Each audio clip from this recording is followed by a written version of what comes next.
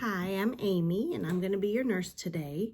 And today I'm going to talk to you about something called malignant hyperthermia, which is something that can happen when you are given certain anesthetics.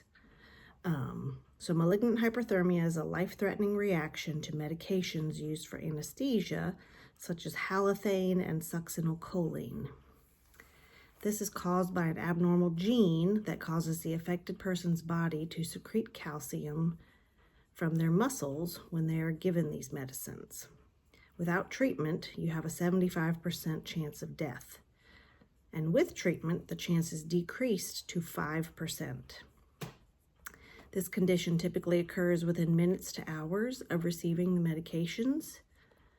Some signs of malignant hyperthermia are a high fever, extremely stiff muscles, a fast heart rate and fast breathing, a decrease in oxygen levels, abnormal heart rhythm, abnormal circulation, and increased acidity of the blood.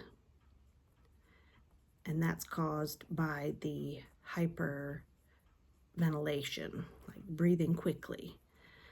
Complications that may occur include, but are not limited to, organ failure, including cardiac arrest, which is where your heart stops, brain damage, kidney failure, respiratory distress, and pulmonary edema or death even. Some interventions that I, as the nurse, would provide would be first to give a medication called dantrolene, which helps to relax the muscles and decrease the damage done by the release of calcium. And second, measures to decrease temperature, including giving cooled IV fluids and cooling the patient's body by applying ice packs to the groin, armpits, head, and neck. What questions do you have for me? Can you be tested for a genetic abnormality that causes this? Yes, absolutely you can. The most common test is called a caffeine halothane contracture test.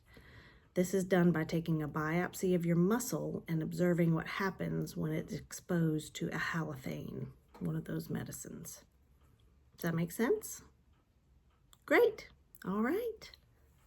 Just let me know if you have any other questions.